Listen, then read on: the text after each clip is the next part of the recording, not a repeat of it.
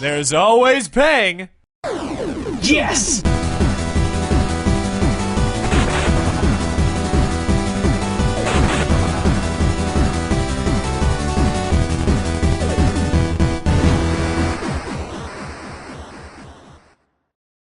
The Legend of Zelda. For everything else, there's Master Sword. Welcome to a brand new episode of The Completionist, and today guys we're going to move forward with a brand new collection in an All-Stars Anniversary Pack.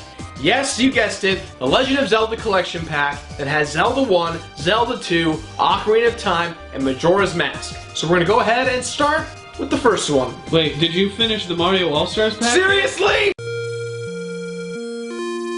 The Legend of Zelda, or better known as simply Zelda. I'm pretty sure that back in the day, Miyamoto and friends had no idea that this would be the beginning of a glorious franchise, inspiring people everywhere to become the hero who wields the Master Sword. But Batman, why did it take you 59 episodes to finally review an S game? What's wrong with you? Are you mental? Do you need a Mentos? Rumor has it that it's the Fresh Maker!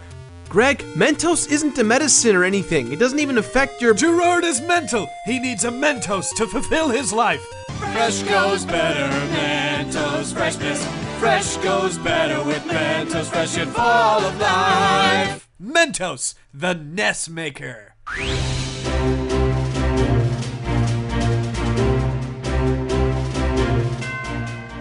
Like Sneak King, I'm gonna go ahead and sub some ocremix.org music just to kind of keep it going because there's really only a couple tracks from the Zelda games, so enjoy. Back in the good old days of playing games, developers could only do so much to explain to you what the hell was going on in their game. Showing you a 5-second intro, maybe nothing at all, but for a game like Zelda, there was two things. A screen with slow crawling text and the instruction manual. What? The instruction manual? You're a man! You can't use that! Ah, but I did. People were often suggested to read the instruction manual for a more in-depth look at the story, and in some games, the manual even has a guide too. Companies believed that gamers at the time couldn't really figure out what to do for themselves, thus, the instruction manual. Now, I'm not going to dive into the insane Zelda timeline because, well, let's face it, it's pretty damn complicated, and there are tons of videos out there that will go ahead and clear some things up for you. But here's the story of Zelda in its most simplistic form. Preach it, that one video preacher! Long ago in the land of Hyrule, Ganon, the Prince of Darkness, invaded and stole the Triforce of Power, a part of an artifact known to give great power. His army now rules the land of Hyrule. The Princess of Hyrule, Zelda, has the other Triforce, which is the Triforce of Wisdom. She broke it into 8 pieces so that Ganon could not grab it as easily, and then she placed it into 8 different secret dungeons. So, he imprisons her in his own temple, which is in Death Mountain. But before he does that, Zelda tells Impa, her old woman maid, that someone must save her and the future of Hyrule by rebuilding the Triforce of Wisdom and defeating Ganon. And then the old woman stumbles into Link. She literally just stumbles upon him? That's it?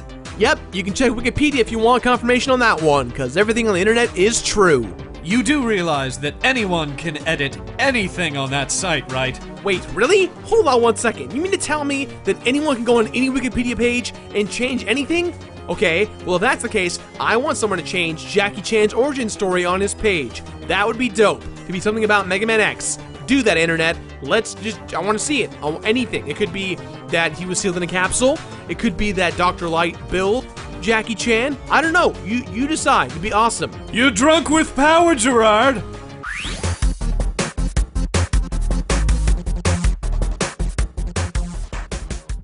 What's really wonderful about Zelda 1's design is that the game understands exactly how much it can do within its own limitations. Back in the day of the NES, people popped out games left and right. Good or bad, it did not matter. But Zelda 1 was produced alongside with the original Super Mario Bros. At the same time.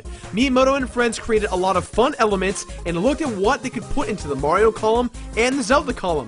Mario is a much more linear adventure, whereas Zelda was much more about exploration, letting the gamer discover the world they just got sucked into.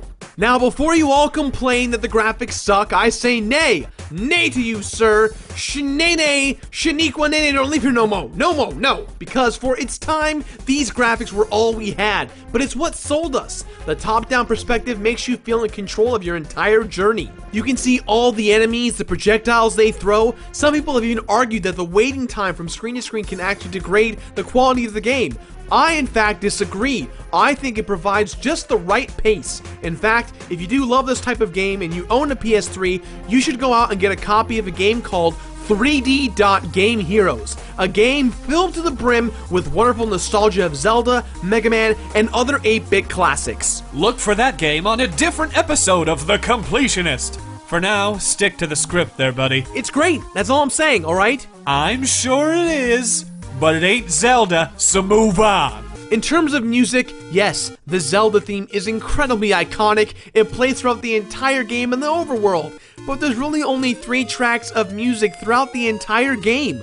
I know the limitations of the system could only be so much, let alone for all the detail, but luckily for us, the Zelda franchise goes on to bring some of the best music in gaming history. Now, a common complaint I hear about Zelda is that the game is somewhat short. However, for what the game lacks in length, it definitely delivers in difficulty. And yes, like Meat Boy, you feel responsible for any action that will eventually lead to your death. Speaking of Super Meat Boy, this game looks awfully similar to Edmund Macmillan's Binding of Isaac. That's because Zelda was a really huge inspiration for that game. And for those of you wondering, yes, I do know the Binding of Isaac exists, and I will review it when it comes to consoles. Until then, I'll be waiting, Edmund Macmillan. Challenge accepted! I'll try to finish an entire box of Orville Redenbacher's popcorn while he plays it. I'm the Eat Food Completionist.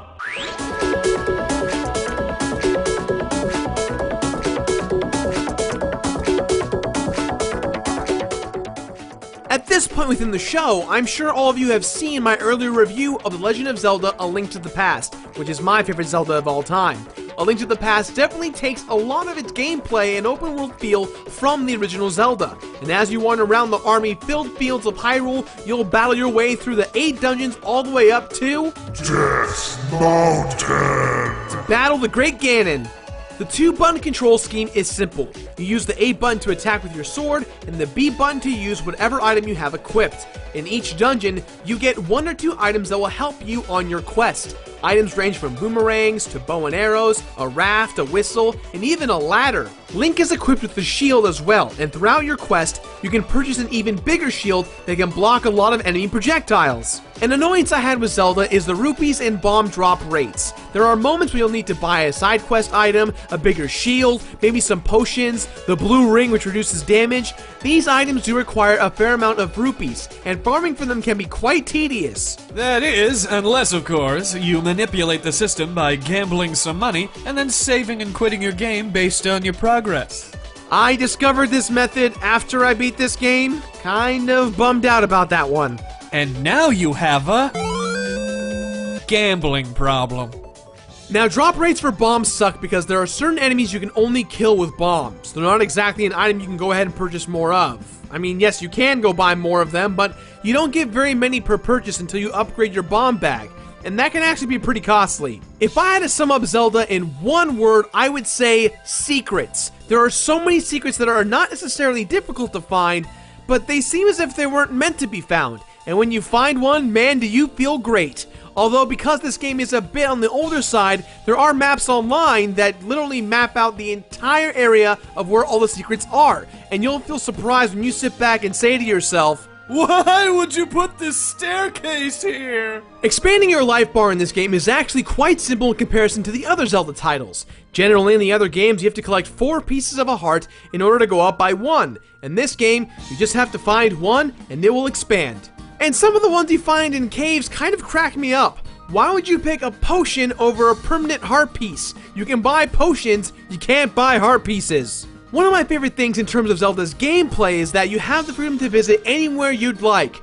Not feeling Dungeon 1? Go to Dungeon 2. Want to get some heart pieces before you go into the next dungeon? Go for it. But I would be lying to you if I said you can do all this stuff right away with ease. Some of these side quests you'll want to embark on will be impossible without an item or two from specific dungeons. But obviously it's worth it, especially since you'll get great items such as the Master Sword and the better version of it, the Magical Sword. God, that sounds weird. The dungeons are really the core of Zelda 1. Each dungeon will have you collect a map, a compass, and keys to open locked doors. And you will notice that you need to do some off-map exploring of your own, as you can bomb walls and push blocks to find secret staircases. And some of these enemies are just brutal. Remember when I said earlier that difficulty is what beats out the length of this game? No, I was not paying attention, but go on. The enemies here are really meant to make you rage a bit. I admit, I did get very frustrated, but I wish I could say the same for some of these boss fights, because they're actually really easy. Couple hits with the sword and you're good to go. It's like a baseball bat. Like a big-ass baseball bat.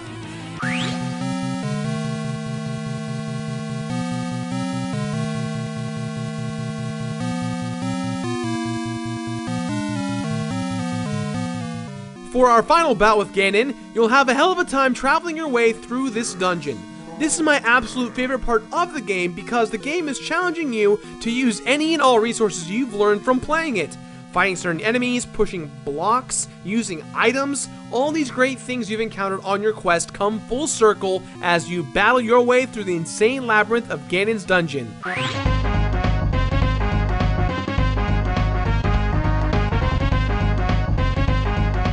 This one is another not really a completion bonus, but it's not kind of one.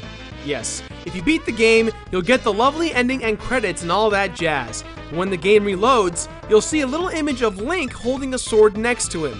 This actually means that you can go ahead and play the game for a second time, getting you ready for the second quest. Jeez, playing the game again? Is it that different? Aside from the overworld being virtually the same, it's actually very different and a lot more challenging. Power-up locations and dungeon locations in the overworld have changed drastically. Every single dungeon has been rearranged. Hell, in some of these dungeons, there are trap rooms that require you to either pay the toll of 50 rupees or sacrifice a permanent heart piece. Pretty brutal, right? The age-old debate of health or money, or as it's better known, the Scrooge McDuck conundrum. What's even more nuts is that there are secret doors within the dungeons. You literally have no idea that they are there, nor would you try and go there. And sometimes it's the only way of moving forward. Kind of insane considering you really don't have any idea if you can go through these walls. If you really love a challenge, I'd say give it a shot. Unfortunately, you don't really get a bonus from doing it. But if you don't feel like playing the game on normal mode the first time through, to get the second quest, you can simply do this by naming your character Zelda and you'll be good to go. Oh, it's a girl! Greg, are you eating popcorn while doing the show? I'm training. Shut up. I'm gonna be good at this. You don't even know how difficult it is to eat all this.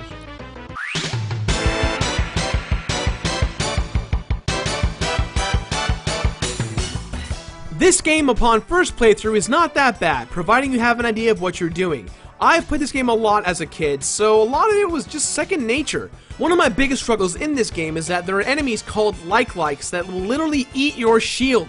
Those bastards, if they catch you, they will just eat away your expensive shield, making your journey a little bit more than just a breeze. It'll be a pain in the ass. I do not recommend Second Quest for the faint of heart. Second Quest truly is an epic quest that will challenge you. I raged quite a lot during my second playthrough, but at its core, I couldn't really be mad at anyone but myself. There you go. That seems healthy. Zelda 1 did so much for gaming that it's impossible to see why anyone wouldn't give this game a shot. This is truly what helped launch a great franchise despite all the flaws and flack that has been received.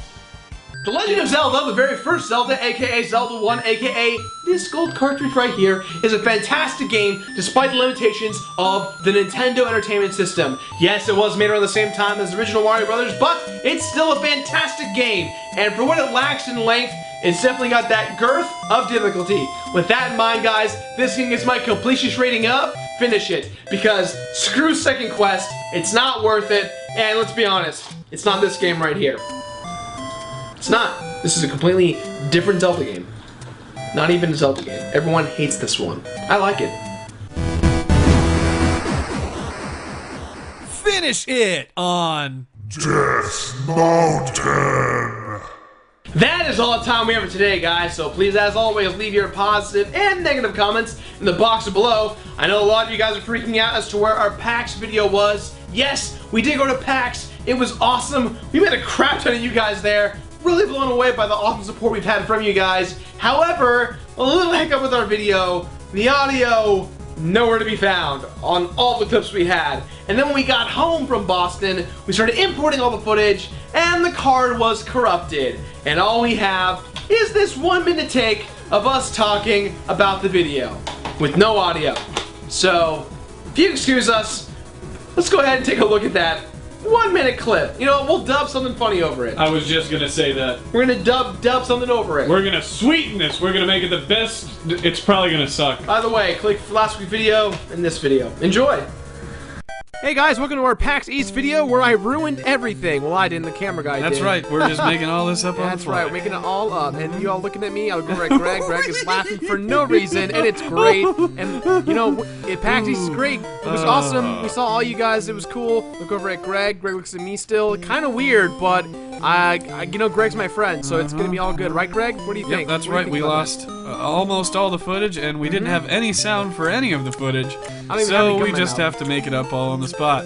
So there you go. that? Yeah, that's right, Greg. So, hopefully next time around we'll have enough audio to take care of everything for the future, so that never happens again, right, Greg? I mean, I don't know. What do you think? I'm a little worried for the future. And you know who's gonna be really disappointed are these guys standing right over here. Hi, disappointed people. Oh, I That's feel right. so You wanted bad. to be famous, but we They're lost so all the cool, footage. but we got nothing That's to show a 'em. shame. Oh, That's yeah, a real that's- shame. He's the most sad. You can Oh tell. yes, I certainly am, Greg. Thank you for caring. Oh, I'm gonna cry myself to sleep. Yes, I'm so sad. At least my shirt looks cool. Yeah, I think I'm gonna go cry myself to sleep Oh, tonight. you too, huh? We're both yeah, gonna cry to sleep definitely. tonight. See how much work Oh, we're we gonna lost. we're gonna cry. So much crying is gonna happen tonight. I have no idea what to expect. If there's a lesson to be learned, it's nothing. Oh yes, nothing. there at